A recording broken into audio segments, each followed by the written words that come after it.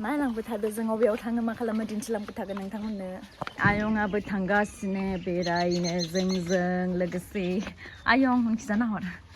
हाय ओइ गयारियाबो फैबाय हाय Oh my god थखन थुनानै नै आयंआ सिगां ओमफ्राय मायाबो फैगासिनो नै बाय ओमफ्राय गयारिया बै नागिरगासिनो माबोरै थाबायो बेखौ दिन्थिदों नै आयंनि थाबायनायखौ दिन्थिदों आयं थाबायनायखौ दिन्थिदों Everyone, welcome back to my YouTube channel. खुलुमबाय नोंथांमोनखौ बयखौबो आंनि चेनेलाव बरायबाय आसा खालामो बयबो मोजाङैनो दं आंबो मोजाङैनो दं so दायो एसे जानांगोन लेबना खोन्थाबाय सामफ्राम जागासिनो एक्चुअलि आङो न'आव दंफैयो नालाय ओमफ्राय आरो दिनै न'आव फैनानै सेकेन्ड डे खोमा ना नै सेकेन्ड डे मैया फार्स्ट डेमोन मैया जोङो टेस्टबो थांबाय हस्पिटालाव माखासे टेस्ट खालामनो प्रिभियास ब्लगखौ नुबाथाय मिन्थिगोन ओमफ्राय दिनै जोङो थांगासिनो माबायाव मा होनो भालुपुंथिं ओरैनो बेरायना फैनोसै ओमफ्राय आरो दिनै भालुपुं थांगोन ओमफ्राय आंजों लोगोसे सोर सोर दंफायो आं खोन्थागोननोसै स' आं दङ ओमफ्राय गयारि दङ ओमफ्राय बैथिं मा दङ थिंबो मा आयं दङ नै उनखिजा सानै आरामै जिरायदों मालाय ओमफ्राय आं ओमफ्राय गयारि जोङो साब्रै आरोना स' एक्चुअलि जोंहा माइया मा होनो बेसर ना माबा बायना दोनदोंनो 50 केजि ओमफ्राय बेखौ नेक्स्ट इयार फेरेरगोन आरोना लकेल न'नि थाव जायोनो हा दा फेरेद जाया दाबो जायो खोमा हा राननांगोन नामा खिन्थु आङो ना माने बे बेसर फेरेरनाय जा माने बेसर बायलायनानैसो फेरेरगोन बेखौ नेक्स्ट इयार बेयाव लससो ना बाट बेनो आरो न'नि अरिजिनेल लकेल एकदम मा होनो अर्गेनिक बेनि टेस्टआ बेलेग स' बेखायनो फेरेरथोंसै ओमफ्राय बेखौनो दायो जोङो लायनोबो थांगासिनो ओमफ्राय गयारिया माबा गामसा माबा माबि लादों नै बेगाव गामसा दख'ना माबा माबि दङ दुगैयोनो गाव आं दुगैखाबाय आं दुगैबावला बास ओरैनो बिसोरजोंनो थांफागासिनो स' नोंथांमोना भिडिअखौ जोबजासिम नायलांबाय थाबानो जाबाय आं दिन्थिलांबाय थागोन आरोना स' स्टे टिउन गाइस सामफ्राम जागासिनो नै दायो थांगासिनो on the way to भालुपुं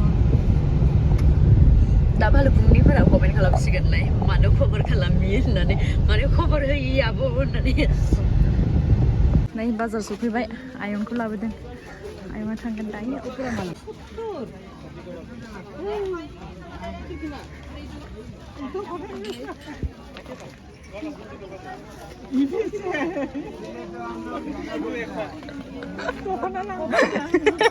आयं हाय 10,000 दुखाननिया नै भालुपुं बाजार बेरायदों जोङो नै ना फानग्रायालाय अबेखै थायोमोन ना फानग्रा मानो नांगोन नाखौलाय नैथिं लकेल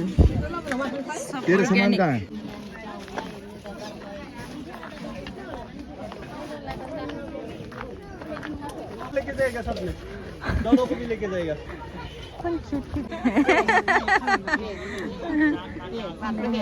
दुकान बुस्थु खालामजोबदों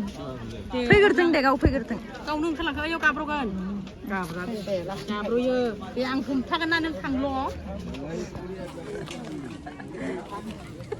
गोलैया दे गोलैया फै आं दं गोलैया माबाखौ थुनानै लाबोजोबा गस्ला गांसे आइसक्रिम गस्ला गांसे भालुपुंनि मा लाखो गय बादाम सोरजानो नोङो खुसेर बिदै लोंदो नों लोङा आब' लोंगौमोनदां लोंनाङाहाय नाङा स' भालुपुं बाजार एसे बेरायनानै फैबाय जोङो ओमफ्राय दायो जोङो थांगासिनो माबायाव भालुपुंनिफ्राय माने रिटार्न न'आव थांग्रा लामायाव थांगासिनो आरोना लामा ससेयावनो 9 माइल होननायनिफ्राय बिनिफ्राय बेसरखौ थिखांनानै लांनोसै ज' नायलांबाय थादो नोंथांमोना जोबजासिम आंनि व्लगखौ ओमफ्राय नोंथांमोना आं दिन्थिगोन दा गामि भितराव हाबलांगोन जोङो एकदम सिङाव आरोना गामि बिथोर हाबनानै दैमायाव माखासे टुइंनो बेरायना फैनोसै जोङो स' औ नायलांबाय थादो दायो जोङो नैबे लामाथिं थांसिगोन आरोना गामिनि नैबे जाहैबाय 12 माइल बाजार ओमफ्राय नै बिथिं थांसै बेसर लायनो माने बेसेबांबा बिथोराव नै गामि बिथोर थांगासिनो जोङो आयु लामाया डेन्जार बिबारखौ जि मोजां नुदों साइज नुलायदों नै पेरिस टावारबो दंलायो बेयावहाय पेरिस टावार आइया गय बागान बे गय बागाना जायनि लामा दोनैगा आरो बे खिन्थु थाइबासो दै थायाबा गैया फैयै बेसेबांबा हाजो सेर मोनफैबाय जों दायो न'आव थानो जि खान्थि जागोन इयो बबे न'आव ओइ हानाय नङा नोङो थां ओइ न'खौ होनदों मा हाया मानसि थायोथ' इयाव नैबेयाव मानसि थायो नों हागोन हागोन थां स' जोङो बेसरखौ लायनो थांगासिनोमोन आरोना ओमफ्राय जोंहा मायाबो माने लामाखौ आन्दायबाय जा गामियाव थांगोन बे गामिनि नामखौबो मिन्थिला लामाखौबो सिनायला आन्दायबाय आरोना बेखायनो जोङो लामा ससेसिम थांनानै लामायाबो जोबखाबायमोन जा लामाथिं जों थांदोंमोन आन्दायबायबो नालाय ओमफ्राय फारसेथिंनि लामाखौ बानायगासिनोमोन लाइक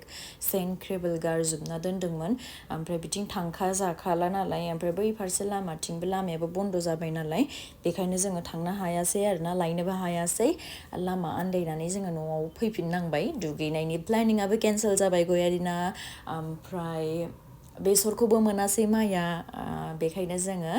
ससे थांनानैनो माखासे पिक्चार्स क्लिक खालामनानै न'नि फारसे फैफिनबाय आरोना स' दिनैनि ब्लगखौ बेयावनो फोजोबथ'नोसै थेंक इउ स' माच for watching my vlog till the end guys see you in the next vlog bye